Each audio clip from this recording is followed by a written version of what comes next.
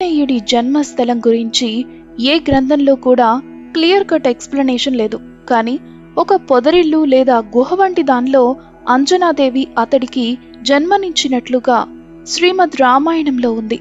అలాగే వెంకటాచలంలో అంజనాదేవి ప్రసవించినట్లుగా పరాశర సంహితలో చెప్పబడింది. వెంకటాచలంలోని అంజనాద్రిలో జన్మించినట్లు ఆనంద రామాయణం చెప్తుంది. కానీ ఈ అంజనాద్రి పంపా సరోవరానికి దగ్గరలో ఉన్నట్లు హిస్టారిసిటీ ఆఫ్ రామాయణ అనే గ్రంథంలో పేర్కొన్నారు. ఈ పంపా ప్రాంతం నేటి కర్ణాటక రాష్ట్రంలో ఉన్న హంపి ప్రాంతమేనని, ఇక్కడ ఋష్యముఖం అని పర్వతం, అందులో గుహ ఉండడాన్ని కూడా ఈ వాదనకు బలమిస్తుంది. కానీ తెలుగువారు ఆంజనేయుడు రాయలసీమలోని తిరుమల తిరుపతి ప్రాంతమందలి అంజనాద్రిలోనో వెంకటాద్రిలోనో జన్మించాడని నమ్ముతారు. ఈ కారణంగానే తిరుపతి నుండి హంపి వరకు వెళ్లే మార్గమధ్యంలో ఆంజనేయుడి దేవాలయాల సంఖ్య అధికంగా ఉంటుంది. స్వామిపై భక్తితో ప్రత్యేకించి ఈ ప్రాంతవాసులు ఆంజనేయులు, అంజి, హనుమంతుడు, సంజీవరాయుడు, సంజీవయ్య, సంజీవి, సంజీవమ్మ అనే పేర్లు పెట్టుకుంటూ ఉంటారు.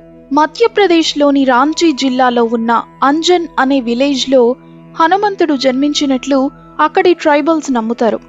ఏదేమైనప్పటికీ పంప, కిష్కింద అనేవి ఇప్పటికీ బళ్ళారి జిల్లాలో ఉన్న హంపిలో కనిపిస్తూనే ఉన్నాయంటూ, కనుక ఆంజనేయుడి జన్మస్థలం అదేనని కర్ణాటక వాసుల వాదన. శ్రీమద్ రామాయణంలో ఆంజనేయుడి పుట్టిన టైం గురించి ఏ మ్యాటర్ లేదు. ఇక్కడ పరాశర సంహితలో ఇతడు వైశాఖ మాసం కృష్ణపక్షం దశమి తిథి శనివారం నాడు పూర్వభాద్ర నక్షత్రం వైద్యుతి యోగంలో జన్మించినట్లు ఉంది. ఆశ్చర్య రామాయణంలో కూడా సేమ్ టు సేమ్ ఇలానే ఉంది. కానీ వేద పండితులందరూ హనుమత్ జయంతిని వైశాఖ బహుళ దశమిగానే పేర్కొంటారు. ఏకాదశి మకా నక్షత్రంలో జన్మించినట్లు ఆనంద రామాయణంలో ఉంది. తులసీదాస్ యొక్క ఉత్సవ సింధు గ్రంథంలో ఆంజనేయుడి జననం కార్తీక మాస కృష్ణ చతుర్దశి మంగళవారం స్వాతి నక్షత్రం మేషలగ్నంలో జరిగినట్లు తెలిపారు. ఇవి కాక చైత్ర శుద్ధ పూర్ణిమ, కార్తీక కృష్ణ చతుర్దశి ఆదివారం, మార్గశిర శుద్ధ శనివారం, అశ్విని నక్షత్రయుక్త వృశ్చిక లగ్నం, మార్గశిర దశమి, ఇలా రకరకాల మాసాలు సమయాల్లో ఏదో ఒక దానిలో ఆంజనేయుడు పుట్టాడు అనే నానుడి జనాల్లో ఉంది. దీనికి కారణం కాలంలో జరిగిన మార్పులు, సిద్ధాంతుల లెక్కల్లో తేడా వలనే చోటు చేసుకుంది అని అంటూ ఉంటారు.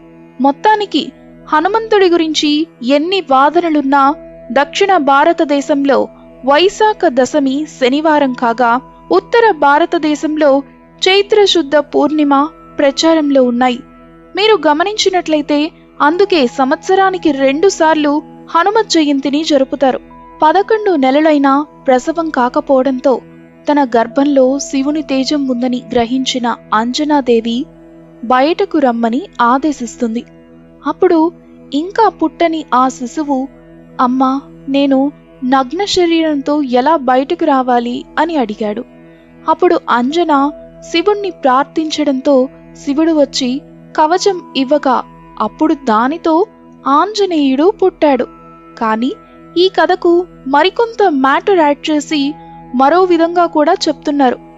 గర్భంలో ఉన్న శిశువు రామనామ స్మరణ చేయడంతో నేను గర్భభారం మోయలేకున్నాను, త్వరగా బయటకు రా అని అంజన అంటే, నేను అందరిలాంటి వాణ్ణి కాను, నాకు దివ్య పీతాంబరం, కుండలాలు, బంగారు యజ్ఞోపవీతం కావాలని అన్నాడు. అవి తన వద్ద లేవని బుజ్జగించాక వైశాఖ బహుళ దశమి శనివారం రోజు మధ్యాహ్న సమయంలో అతడు కోరినటువంటి వాటితో పుడతాడు. మరొక కథలో నిండు గర్భవతిగా ఉన్న అంజన ఇంకా ప్రసవించకపోవడంతో దేవీ దేవతలు టెన్షన్ పడుతూ ఉంటారు. బ్రహ్మ మిగతా దేవతలు వచ్చి ఆ శిశువును బయటకు రమ్మని కోరుతారు. దానికి ఆ శిశువు, మీరు నాకు 3 వరాలు ఇస్తేనే బయటకు వస్తాను. బంగారు రంగుతో మెరిసిపోతున్న వెంట్రుకలు నా శరీరమంతా వ్యాప్తి అయ్యుండాలి, అందమైన పీతాంబరాలు కావాలి, ఇంకా వెండి జంధ్యం ఉండాలి. అవి ఇస్తేనే నేను బయటకు వస్తాను అని చెప్పి వాటిని ఇవ్వగానే ఆంజనేయుడు జన్మించాడని అంటారు.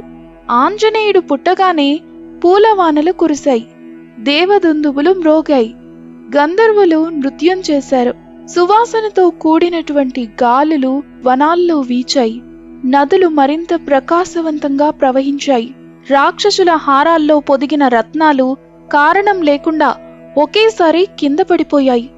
మొత్తంగా ప్రకృతి ఆంజనేయుడికి ఆహ్వానం పలికింది. చెప్తారు కదా, నేచర్ అన్ని అబ్జర్వ్ చేస్తుందని. అదే జరిగింది అప్పుడు కూడా. రామాయణంలో ప్రకాశవంతుడని, గొప్ప భుజములతో, పెద్ద తోకతో, అత్యంత బల సంపన్నుడిగా, విష్ణు భక్తి తత్పరుడిగా, సమర్థుడిగా, బ్రహ్మవేత్తలలో ప్రముఖుడిగా, సర్వలక్షణ సంపన్నుడిగా ఆంజనేయుడి గురించి వర్ణించబడింది. ఇదే కాక హనుమంతుడు పంచముఖుడని, ఏ రూపంలోకి అయినా ఎలా అయినా మారగలిగే వాడని కూడా ఉంది. అంజనాదేవి కొడుకు అవడంతో ఆంజనేయుడని, కేసరి సుతుడవడంతో కేసరి నందనుడని, రుద్రాంశగా జన్మించడంతో రుద్రకుమారుడని, వాయువు ద్వారా సంగ్రహించి తీసుకుని రావడంతో వాయుపుత్రుడని అంటారు.